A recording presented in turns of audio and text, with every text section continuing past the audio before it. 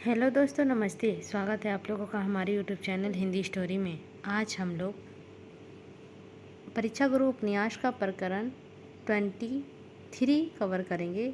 इसके पहले के सारे प्रकरण मेरे चैनल पर अपलोड है। यदि आप लोग उसे देखना चाहो तो जाके देख सकते हो। तो चलिए शुरू करते हैं। प्रकरण 23 दिवाला। कीजो समझ ना कीजिए, बिना भी चार व्यवहार आए रहत जानत नहीं, सिर को पायन भार। बिंद। लाला मदन मोहन प्रातःकाल उठते ही कुतुब जाने की तैयारी कर रहे थे। साथ जाने वाले अपने अपने कपड़े लेकर आते जाते थे। इतने में निहाल चंद मोदी कई तगाजगिरों के साथ लेकर आ पहुँचे। इसमें से हर किशोर ने मदन मोहन के दिवाले के हाल सुना था। उसी समय से इसको तलामली लग रही थी।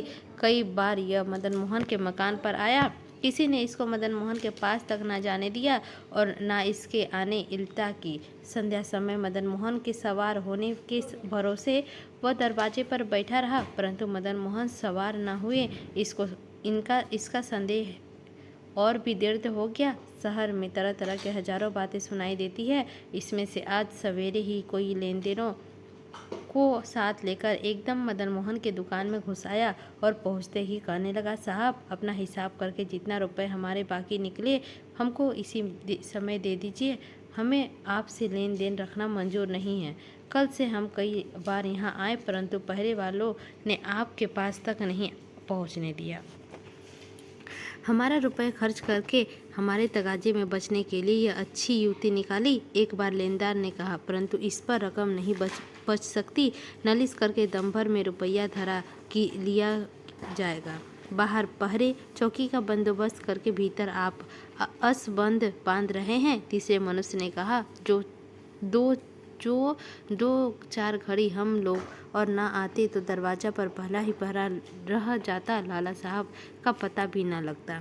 इसमें क्या संदेह है? कल रात को ही लाला साहब अपने बच्चों को तो मेरठ भेज चुके हैं। चौथे ने कहा, इन सालवासी के सहारे से लोगों को जमा मारने में इन दिनों बहुत हौसला हो गया है। क्या इस जमाने में रुपया पैदा करने का लोगों को यही ढंग समझ रखा है? एक और मनुष्य कहने लगा, पहले अपनी साहूकारी मत बरी और रसाई दिखाकर लोगों के चित्त में विश्वास बैठाना, अंत में उनकी रकम मारकर एक किनारे हो बैठना।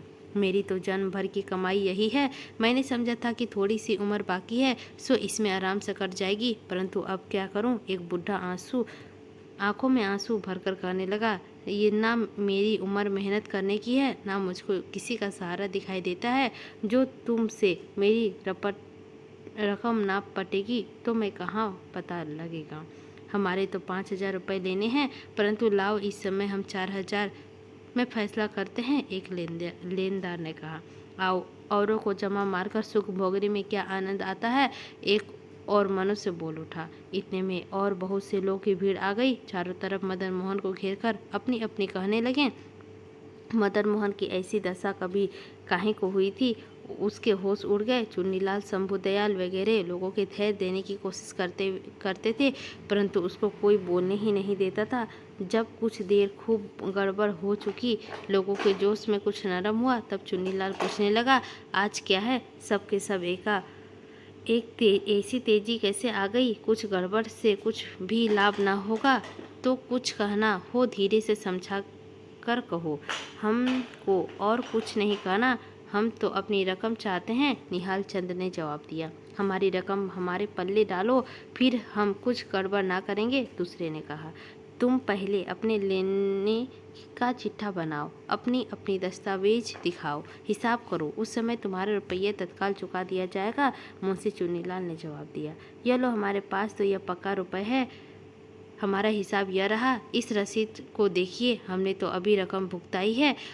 यह तरह का चारों तरफ से लोग कहने लगे, देखो जी, यह बहुत हल्ला करेगा तो अभी पकड़कर कोतवाली में भेज दिए जाओगे और तुम का हरक इज्जत की नालिश की जाएगी। नहीं तो जो कुछ कहना हो धीरज से कहो। मास्टर शंभुदयाल ने अवसर पाकर दबाने का तजीब की। हमको लड़ने झगड़ने का क्या ज़रूरत है? हम तो केवल जवाब चाहते हैं। जवाब मिले पीछे आपसे पहले हम नालिश कर देंगे। निहाल चंद ने सबकी तरफ से कहा। तुम वृद्ध घबराते हो, हमारा सब माल माता तुम्हारे सहारे संभाले मौजूद है। हमारे घर में घाटा नहीं है। ब्याज समेत सबको कोड़ी कोड़ी चुका दी जाएगी, लाला मदन मोहन ने कहा। कोरी बातों से जी नहीं भरता, निहाल चंद कहने लगा। आप अपना वही खाता दिखा दे, क्या लेना है क्या देना है, कितना माल मौजूद है। जो अच्छी तरह हमारा मन भर जाएगा तो हम नालिश नहीं करेंगे। कागज में इस समय तैयार नहीं है, लाला मदन मोहन ने लजाकर कहा। तो खातिरी कैसी हो? ऐसी अंगूठी अंधेरी कोठरी में कौन रहे? बंद जो पहले कराइए जतन तो पीछे फल होए। आग लगे खोदे कुआं कैसे पावे तोय। इस काट कबाड़ के तो समय पर रुपए में 2 आने भी नहीं उठते, एक लेनदार ने कहा। ऐसी ही अनसमझ आदमी जल्दी करके बेबस दूसरों के काम बिगाड़ दिया करते हैं, मिस्टर शंभुदयाल कहने लगे। इतने में हरकिशोर अदालत की एक चपरासी को लेकर मदन मोहन के घर में आ पहुंचे और चपरासी के संबंध पर मदन मोहन से कायदे मुजिब इब्ला लिख दी। इनको गए थोड़ी देर ना बीतने पाई थी कि आगा सहंस जान के वकील की नोटिस आ पहुंची। उसमें लिखा था कि अगाहसनन जान की तरफ से मुझको आपके जताने के लिए यह फरमाइश हुई है कि आपको उसके पहले की खरीद में घोड़ों की कीमत के रुपये तत्काल चुका दे और कल की खरीद की 3 घोड़ों की कीमत 24 घंटे के भीतर भेजकर अपने घोड़े मंगवा ले। जो इस बयात के भीतर कुल रुपया ना चुका दिया जाएगा तो ये घोड़े नीलाम कर दिए जाएंगे और इसकी कीमत में जो कमी रहेगी पहले की बाकी समेत नालिश करने की आप से वसूल की जाएगी। थोड़ी देर पीछे मिस्टर राइट ने सम्मान की कच्ची कुकरी एक साथ आ पहुंची। इसमें से लोगों की घर बराहट के कुछ हद ना रही। घर के मामला हल होने में ऐसी आशा जाती है। सबको अपनी अपनी रकम गलत मालूम होने लगी और सब नालिश करने के पीछे कटहरी को दौड़ गए। यह क्या हुआ? किस दृष्टि और दुष्टांत से हम पर गरज कर एक गोला एक साथ आ पड़ा? लाला मदन मोहन आंखों में आंसू भरकर बड़ी कठिनाई से इनकी बात कह सके। क्या करूं? कोई बात नहीं समझ में नहीं आती। मुंशी चुन्नीलाल कहने लगा। कल लाला ब्रजकिशोर यहाँ से ऐसे बिगड़ कर गए थे कि मेरा मन में उसी समय खटका हो गया था। शायद उन्हीं की कोई बेखड़ा उठाया हो।